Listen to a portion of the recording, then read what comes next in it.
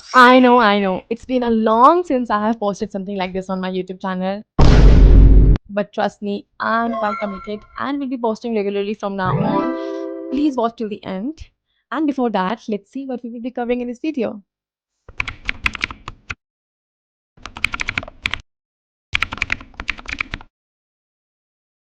Hello everyone, a very warm welcome to my channel. My name is Vani and I'm recently turned into a full-time artist. To talk about this video, I got a few comments asking me how I made this. Honestly, even before that, I was planning to make a tutorial for this painting because it has so many different layers of different things because it's a mixed media art. और इस painting को बनाने के लिए मैंने जितने भी material use किए हैं everything is mentioned in the description below. So let's get started now. ये वुडन कैनवस लाइट मेरे पास पिछले 1 साल से रखा हुआ था। मैं इसे यूज़ ही नहीं कर पा रही थी क्योंकि हमेशा ऐसा होता है ना कि नई अच्छी चीज़ खरीदो तो उसे बिगाड़ने का डर रहता है। इसलिए मैंने इसे या तो इसे इतना अच्छा बनाना चाहिए कि वर्थ इट लगे और इसी अच्छी चीज़ के इंतज़ार में कभी-कभी वक़्त निकल जाता है। एनीवेज़ अब इसकी मार्जिन को टेप से कवर करेंगे क्योंकि मैं चाहती थी इसके साइड का जो वुडन फ्रेम है वो पेंटिंग से ना छिपे और इसका नेचुरल लुक बना रहे। और फिर बेस प्रिपेयर करने के लिए मैंने जैसो की लेयरिंग की और क्योंकि लकड़ी वैसे भी लिक्विड को जल्दी सोख लेती है, so make sure to prepare your base with a nice thick layer of gesso first.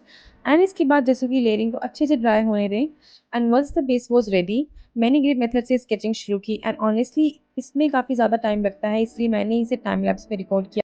And if you are someone who wants to learn how I actually use the grid method to make a sketch from a reference, let me know in the comments. I can make a separate video for that as well. इसके बाद मुझे 3D texture के लिए कुछ products चाहिए थे and obviously थोड़ी overacting के साथ मैंने उनकी अनबॉक्सिंग की। अब मैं चाहती थी कि जो स्नेक है शिव जी के नेक के अराउंड वो थोड़ा 3D में लगे, almost like it's coming out of the canvas and honestly it was actually looking like that. और क्योंकि मैं इसे पहली बार बना रही थी तो मुझे बिल्कुल आइडिया नहीं था कि ये कैसे बनेगा या मैं बना भी पाऊँगी या नहीं, इसलिए मैंने इसे भी टाइम लैप्स में ही रिकॉर्ड किया। But once it was done I was actually very happy with the results. इसके बाद इसकी स्क्रीन टेक्सचर को मैंने मंडाला डॉटिंग टूल का यूज़ करके बनाया। ये पार्ट आपको तभी करना है जब क्ले थोड़ी सॉफ्ट लगे कि हाँ, अब इसे शेप किया जा सकता है, because once it's completely dry you can't do anything anymore. मैंने उसके ऊपर फिर जेसो की लेयरिंग की एंड आफ्टर दैट मैंने बैकग्राउंड प्रिपरेशन शुरू कर दी विद द मोल्डिंग पेस्ट। मुझे मोल्डिंग पेस्ट से बैकग्राउंड में टेक्सचर बनाना था और आप मोल्डिंग पेस्ट को 2 तरह से यूज़ कर सकते हैं। You can apply the moulding paste directly, let it dry completely and then paint it over to get the color and finish you want. Or you can mix the color into the molding paste itself and then create your texture. और मैंने moulding paste में colour ही पहले mix कर दिया था, तो and also since I was using moulding paste for the very first time it was honestly so satisfying to work with. ये इतना सॉफ्ट होता है, एक्सपेरिमेंट करने के लिए बहुत अच्छा है because it doesn't get dry as quickly as acrylic colours. तो आप इसमें आराम से अपना टाइम दे सकते हैं, अप्लाई कर सकते हैं, सोच विचार करके अपना टेक्सचर को डिज़ाइन दे सकते हैं without having rush. But golden texture के लिए मुझे एक बार मोल्डिंग पेस्ट को ड्राई होने के बाद दोबारा उसके ऊपर गोल्डन कलर करना पड़ा था क्योंकि पेस्ट से इतना ब्राइट कलर नहीं आ रहा था, जैसा तो आप अभी देख सकते हैं अभी कितना ब्राइट गोल्डन लुक आ रहा है, वैसा मुझे चाहिए था। और जो आप त्रिशूल और चाँद में जो ब्लैक पेस्ट देख रहे हैं, ये मैंने सिरामिक पेस्ट से बनाया है जिसकी कॉन होती है उसको इज़िली डिज़ाइन देने के लिए। I couldn't record that part, I confess that, but मैंने सिरामिक कॉन को मेंशन किया है डिस्क्रिप्शन बॉक्स में, आप उसे ट्राई कर सकते हैं।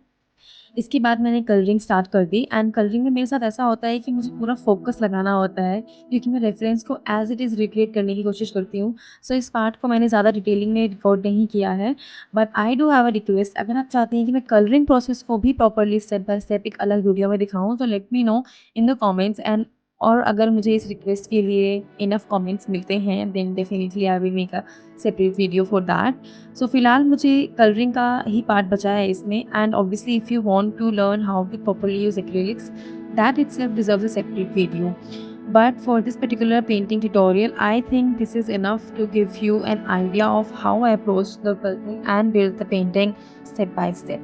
And yeah, I almost forgot to mention it was a commission artwork, and because it was a commission, there was quite a bit of hustle happening while I was making it.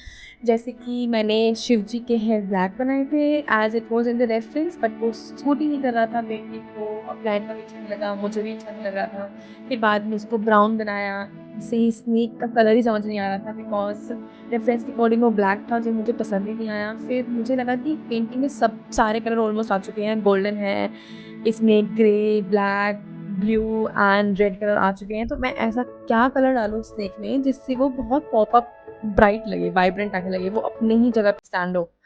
तो उसके लिए मुझे बहुत time लगा It doesn't always have to look exactly like the reference. Of course, you want to capture the essence and the details, especially when you are working on a commission, but you should still be able to see a little bit of artist in the artwork. If everything has to be absolutely perfect and exactly the same, because then I think what's the point of being an artist? And what's the difference between photograph and a painting anymore?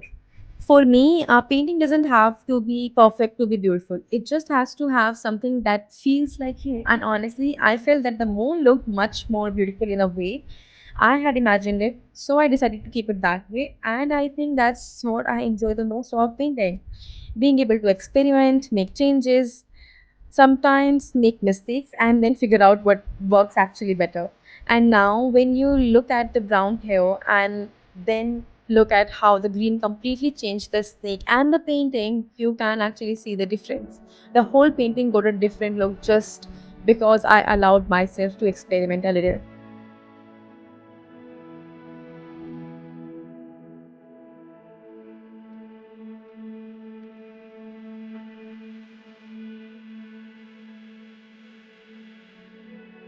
अब margin से tape remove करने में मुझे थोड़ी problem हुई थी because modelling paste tape के ऊपर चला गया था और वहीं ड्राई हो चुका था. So if you're planning to use masking tape with modeling paste, my only suggestion for you to keep your texture slightly away from the tape. वहाँ आप कलर आराम से फिल कर सकते हैं. कलर थोड़ा टेप के ऊपर चला भी जाएगा, then it's absolutely fine. But make sure your modeling paste, clay or any other textured material does not overlap the tape. So the painting is finally ready, and as I mentioned earlier that there were few behind the scenes moments that I found cute later, so now I have edited them. Enjoy. All worth it fully.